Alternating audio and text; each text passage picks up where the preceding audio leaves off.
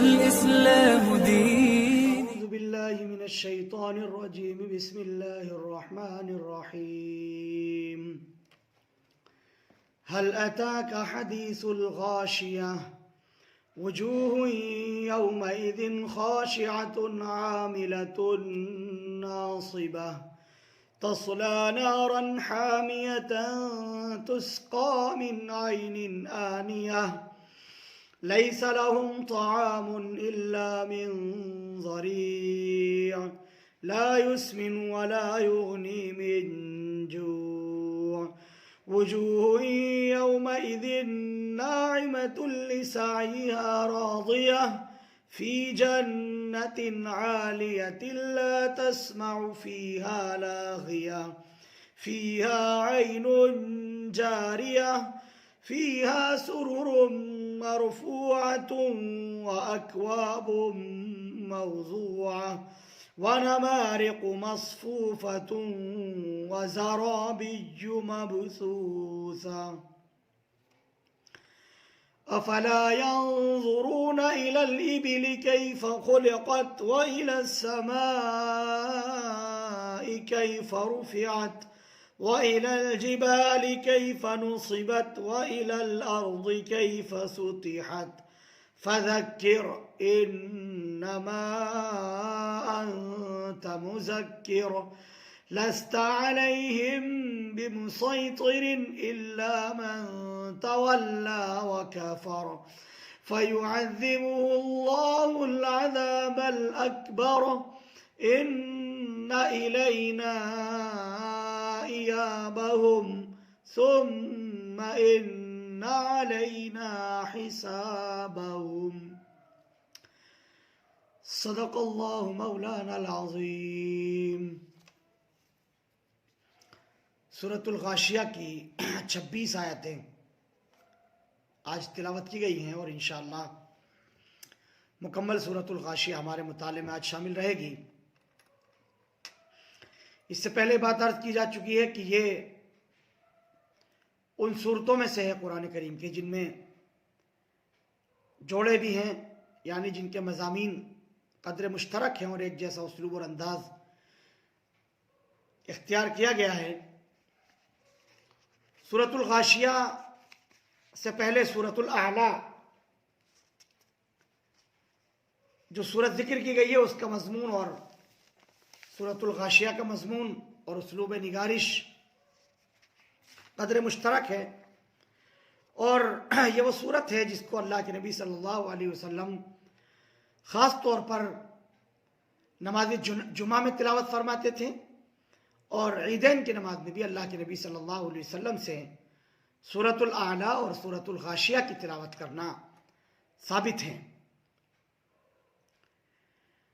سورۃ الغاشیہ میں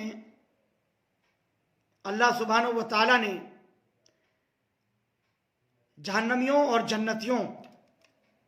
جو دونوں کا ذکر فرمایا ہے، ان کی کیفیات کا ذکر فرمایا ہے، ان کا انجام کس طرح کا ہوگا، کس انجام کے ساتھ وہ قیامت میں رہیں گے، اور ان کی کیا کیا کیفیات ہوں گی، اس کی طرف قرآن کریم نے اشارہ کیا ہے، اور انشاءاللہ وہ چیزیں ہمارے مطالعے میں سامنے آئیں گی. اسی طرح سے بعد کے مضمون میں اللہ سبحانہ و تعالیٰ نے اپنی اس کارگاہ عالم اور اس پوری کائنات میں جتنی بھی چیزیں بنائی ہیں ان میں سے حصر کے طور پر کچھ مخلوقات کا ذکر کیا ہے، کچھ چیزوں کا ذکر کیا ہے، تاکہ وہ لوگ جو آخرت پر ایمان نہیں رکھتے ہیں اور سب کچھ نشانیاں اللہ سبحانہ و تعالیٰ کی سامنے ہونے کے باوجود بھی ایمان قبول نہیں کر رہے ہیں، ان کے لیے بطور علامت کے بڑی بڑی نشانیاں اللہ رب العالمین نے ذکر کی، تاکہ انسان غور کرے اور یہ سوچے کہ آخر وہ اللہ جس نے کائنات میں ایسی ایسی چیزیں بنائی ہیں، جس نے کائنات میں ایسا بہترین اور زبردست نظام چلا دیا ہے، اس اللہ کے لیے کیا مشکل ہے کہ وہ قیامت قائم کرے، اور کیا دشوار ہے اس کے لیے. یقیناً یہ کوئی ایسی بات نہیں ہے کہ جس کا انسان انکار کر دے اور وہ یہ کہہ دے کہ قیامت نہیں آئے گی. قیامت تو آ کر کے رہے گی، اللہ کے سامنے کھڑے ہونا ہے، اللہ کے سامنے جواب دہ ہونا ہے، یہ یقینی چیز ہے۔ انبیاء علیہ الصلوۃ والسلام دنیا میں تشریف لائیں گے اور اپنا کام انجام دیں گے، اپنی دعوت انجام دیں گے، اللہ کے نیک بندے صالحین دعات لوگوں کو اللہ کی طرف بلائیں گے، اللہ کا پیغام لوگوں تک پہنچائیں گے، جو تسلیم کریں گے، قبول کریں گے، کامیاب ہوں گے، جو انکار کر دیں گے، جھٹلا دیں گے، تکذیب کر دیں گے، ناکام ہوں گے، وہ ان کو جھیلنا ہے۔ نبیوں کی اپنی ذمہ داری ہے اور عامت المومنین کی اپنی ذمہ داری ہے، ان میں سے ہر ایک اپنی ذمہ داری اور اپنی ڈیوٹی پوری کر رہا ہے، تو وہ جواب دہ نہیں ہے کسی کی طرف سے، اس کا بھی قرآن کریم نے وعدہ کیا ہے۔ حساب و کتاب تو ہر ایک کو اپنا اپنا ہی دینا ہے۔ چنانچہ اللہ سبحانہ وتعالیٰ کا ارشاد ہے، هل اتاک حدیث الغاشیہ وجوہ یومئذ خاشعۃ عاملۃ ناصبہ تصلی نارا حامیۃ تسقی من عین آنیہ لیس لهم طعام الا من ضریع لا یسمن ولا یغنی من جوع۔ 7 آیات اللہ سبحانہ وتعالیٰ نے ذکر فرمائی اور جہنمیوں کی کیفیات کا اس کے اندر ذکر کیا۔ پہلی آیت کریمہ میں اللہ پاک نے فرمایا، ہل اتاک حدیث الغاشیہ، کیا آپ کو پہنچی ہے وہ اس چیز کی بات، کیا آپ تک پہنچ گئی ہے جو ہر چیز کو چھپا لینے والی ہے، جو اپنے جلو میں لے لے گی، ہر چیز کو ڈھانپ لے گی، ہر چیز کے اوپر حاوی ہو جائے گی۔ مراد ہے قیامت، کہ جب قیامت قائم ہوگی ہر چیز کو شامل ہوگی، کچھ کوئی اس سے بچے گا نہیں، ہر چیز کو وہ ڈھانپ لینے والی ہوگی، ہر چیز کو وہ اپنے اندر چھپا لینے والی ہوگی۔ کیا آپ کو پہنچی ہے وہ جو ہر چیز کو چھپا لینے والی ہے؟ قیامت اس سے مراد لی گئی ہے اس دن، جس دن کے وجوہ یومئذ خاشعہ، کتنے منہ اس دن ذلیل و خوار ہونے والے ہیں۔ وجوہ، وجہ ان کی جمع ہے، چہرے کے لیے استعمال ہوتا ہے، انسان مراد ہے کہ کتنے ایسے لوگ ہوں گے جن کے چہروں سے ظاہر ہو رہا ہوگا کہ وہ ذلیل و خوار آج ہو گئے ہیں۔ وجوہ یومئذ خاشعہ، اس دن بعض چہرے ایسے ہوں گے جو ذلیل و خوار ہوں گے، عاملۃ ناصبہ، محنت کرنے والے اور تھکے ماندہ ہوں گے۔ عاملہ کام کرنے کو کہتے ہیں، خوب عمل کرنے والے، خوب کام کرنے والے کو عامل اور عاملہ کہا جاتا ہے۔ ناصیہ تاب و تکان کو کہتے ہیں کہ وہ اتنا کام کر رہے ہوں گے، ان کے چہروں کو دیکھ کر ایسا لگ رہا ہوگا کہ وہ خوب کام کر کے آئے ہیں، لیکن تاب و تھکان کے اثرات ان کے اوپر ظاہر ہیں۔ پورا دن کام کرنے کے بعد جس طرح سے انسان تھک جاتا ہے، اس کے چہرے پر تھکاوٹ کے آثار نمودار ہوتے ہیں۔ جہنمیوں میں بعض اہل جہنم ایسے ہوں گے جن کے چہرے سے تاب و تکان کا اظہار ہو رہا ہوگا۔ مفسرین اور شارحین نے یہ بات لکھی ہے کہ دنیاوی زندگی میں پوری زندگی انہوں نے محنت کی، مجاہدات کیے، پوری زندگی کوششیں کی، لیکن غلط راہ پر کوششیں کر رہے تھے، غلط راہ پر چل رہے تھے، صراط مستقیم کو چھوڑ کر کے چل رہے تھے، تو اللہ کے یہاں ان کے کوئی بھی چیز، کوئی محنت کام نہیں آئے گی، بلکہ تاب و تھکان کے سوا انہیں کوئی چیز حاصل ہونے والی نہیں ہے۔ تھکاوٹ ان کا مقدر ہے، انہوں نے اپنے آپ کو تھکایا ہے، انہوں نے اپنی جان ماری ہے، اس کے سوا کچھ بھی نہیں ہے، اس کے سوا کچھ نہیں کہ انہوں نے اپنے آپ کو تھکایا ہے۔ دنیا میں ہم دیکھتے ہیں کیسی کیسی ریاضتیں اور محنتیں اور مجاہدات ہمارے ملک ہندوستان کے اندر جو بت پرست لوگ ہیں ان کو بھی دیکھا جا سکتا ہے، ساری زندگی مندروں میں پڑے ہوئے مجاہدات کرتے ہوئے بسر کر دیتے ہیں، اور ایسے ایسے مجاہدات کرتے ہیں کہ وہ کھانا نہیں کھاتے ہیں، پانی نہیں پیتے ہیں، ایک ٹانگ کے اوپر کوئی کھڑا ہوا ہے، کوئی کسی طرح کی ریاضت کر رہا ہے، کوئی کسی طرح کی محنتوں میں لگا ہوا ہے، لیکن ظاہر ہے کہ وہ سب کچھ غیر اللہ کے لیے ہے۔ اگرچہ وہ اپنی دانست میں اپنے آپ کو مخلص سمجھتے ہیں، وہ اللہ کو، اپنے رب کو راضی کرنے کے لیے کر رہے ہیں، لیکن رب کو راضی کرنے کا راستہ انہوں نے غلط چنا ہے، اس لیے وہ کامیاب نہیں ہوں گے، تاب و تکان کے سوا ان کو کچھ حاصل نہیں ہوگا۔ بہت سارے لوگ جو اپنی زندگی میں محنتیں مشقتیں کر رہے ہیں، لیکن وہ محنتیں مشقتیں چونکہ صحیح راستے پر نہیں ہیں، اللہ کے نبی صلی اللہ علیہ وسلم کے بتائے ہوئے طریقے کے مطابق نہیں ہیں، یا کہیے کہ وہ کلمہ شہادت پڑھنے سے پہلے کہیں تو چونکہ کلمہ نہیں پڑھا ہے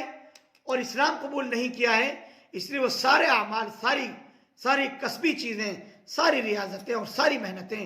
اکارت اور بیکار چلی جائیں گی، وہ کچھ بھی کام نہیں آئیں گی۔ کیسا ترس آتا ہے کبھی کبھی ان لوگوں پر جو محنتیں کر رہے ہیں۔ ہمارے ملک کے اندر لوگ کاوڑ لے کر کے نکلتے ہیں، کیسی محنت کرتے ہیں، پیدل سفر کرتے ہیں، پیروں پر ورم آ جاتا ہے اور پیر پھٹ جاتے ہیں اور جسم ان کے تاب و تکان کی بنا پر نڈھال ہوئے رہتے ہیں، اور کتنے لوگ جو راستے میں لکیر کھینچتے ہوئے چلتے ہیں، لیٹ لیٹ کر کے سفر طے کرتے ہیں، اور وہ یہ سمجھ رہے ہیں کہ وہ اللہ کو راضی کر رہے ہیں، اپنے رب کو راضی کر رہے ہیں،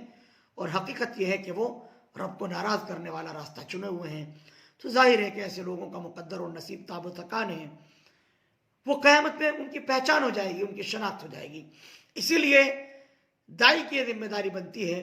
کہ وہ صحیح پیغام اس قوم تک اور اس ملت تک پہنچائے جو مخلص ہے، اور وہ یہ سمجھتی ہے کہ اس عمل سے ہمارا پالنہار راضی ہو جائے گا، وہ بڑی غلط فہمی کا شکار ہے۔ اس غلط فہمی کو دور کرنے کی ضرورت ہے، اور نتیجتاً جو دائی حضرات فیلڈ میں کام کرتے ہیں، فیلڈ ورک کرتے ہیں، میدان عمل میں اترے ہوئے ہیں، ان کو ایسے تجربات بھی ہوتے ہیں، تھوڑی دیر کی محنت، تھوڑی دیر کی دعوت ان کو کلمہ شہادت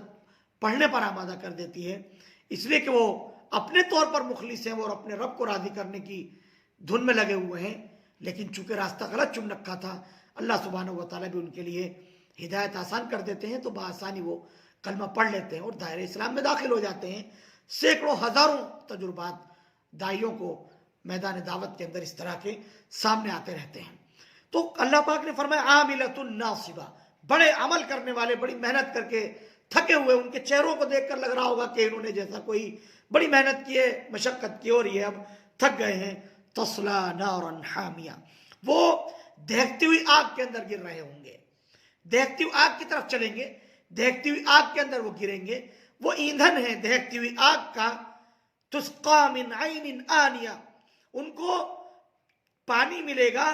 کھولتے ہوئے چشمے سے، کھولتا ہوا ابلتا ہوا جو چشمہ ہے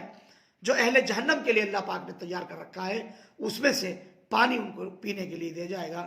لیس لہم طعام الا من ضریع، ان کو ان کے کھانے کے لیے کچھ بھی نہیں ہے مگر جھاڑ اور کانٹوں والا پھل،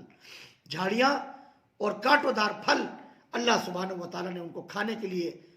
رکھا ہے۔ لا یسمن ولا یغنی من جوع، یہ ایسا پھل ہوگا، ذریع ایسا پھل ہوگا جو نہ موٹا کرے گا اور نہ بھوک بجھائے گا۔ عام طور سے کھانے کی اشیاء سے دو ہی کام لیے جاتے ہیں، یا تو وہ بھوک مٹا دے یا پیٹ بھر دے، تو وہ موٹا کر دے، یعنی اس کے جسم کو وہ سب چیزیں لگیں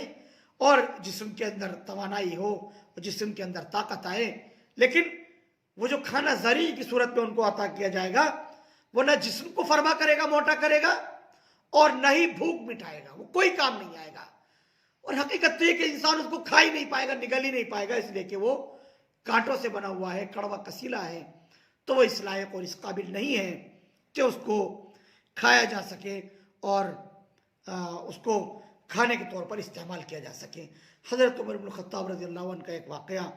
نقل کیا جاتا ہے کہ وہ ایک شخص کے پاس سے گزرے جو بڑی ریاضت اور بڑی محنتیں کیا کرتا تھا، اور سوکھ کر کے کانٹا ہو رہا تھا، بالکل اس کا جسم پتلا دبلا سا، نحیف سا تھا، کمزور سا وہ آدمی تھا۔ حضرت عمر رضی اللہ عنہ اس کو دیکھ کر کے رو دیے، اور سورۃ الغاشیہ کی یہی آیتیں انہوں نے اس وقت تلاوت فرمائی جبکہ لوگوں نے معلوم کیا کہ حضرت آپ روئے کیوں ہیں، آپ کو اس آدمی کو دیکھ کر کے کیا بات محسوس ہوئی؟ تو حضرت عمر رضی اللہ عنہ نے عاملۃ ناصبۃ تصلی نارا حامیہ یہ آیتیں تلاوت کی، اور فرمایا کہ آخر میں ان کا نتیجتاً ان کے لیے ہلاکت اور تباہی کے سوا کچھ نہیں ہے۔ یہ دنیاوی زندگی میں کیسی کیسی محنتیں کرتے ہیں، لیکن آخرت میں ان کا مقدر اچھا نہیں ہے، اس لیے مجھے رونا آ گیا۔ یہ 7 آیتیں ہیں جن میں اللہ سبحانہ و تعالیٰ نے اہل جہنم کا تذکرہ فرمایا ہے، اور ان کے بارے میں بتا دیا کہ ان کو کھانے کے لیے یہ چیزیں دی جائیں گی، اور ان کا حشر اور ان کا انجام یہ ہوگا، اور یہ سزا ہے ان لوگوں کی جنہوں نے آخرت کا انکار کیا ہے، آخرت کو جن لوگوں نے جھٹلایا ہے، محمد رسول اللہ صلی اللہ علیہ وسلم کی تعلیمات کی جو تکذیب کر رہے ہیں۔ سورۃ الغاشیہ کی یہ ابتدائی 7 آیات اس طرف اشارہ کرتی ہیں کہ انسان تائب ہو، انسان ان تمام اعمال سے اور ان تمام گناہوں سے توبہ کرے جو اپنی زندگی میں کر چکا ہے، اور اللہ سبحانہ و تعالیٰ کے دامن عفو مغفرت میں آ جائے، تاکہ اس عذاب سے بچ سکیں جو عذاب اللہ سبحانہ و تعالیٰ نے ان آیات کے اندر ذکر فرمایا ہے۔ ظاہر ہے کہ یہ وہ تمام کی تمام نوعیتیں اور وہ تمام کی تمام شکلیں ہیں جو قیامت میں ہر حالت کے اندر واقع ہونے والی ہیں، انسان کو اس سے مفر نہیں ہے، قرآن کریم کہتا ہے کہ یہ تمام کی تمام باتیں اٹل ہیں، اور قرآن کریم کی زبان کہتی ہے کہ دو ٹوک ہیں، ایسا ہو کر کے رہے گا۔ اس لیے انسان کو چاہیے کہ اگر وہ چاہتا ہے کہ جہنم کی اس عذاب سے اپنے آپ کو محفوظ رکھے اور جہنم کی ان تمام کی تمام مشقتوں میں اور آزمائشوں میں مبتلا ہونے سے وہ بچنا چاہتا ہے، تو وہ توبہ کرے اور استغفار کرے، کلمہ حق اور کلمہ شہادت پڑھے، تاکہ وہ ان تمام باتوں سے بچ جائے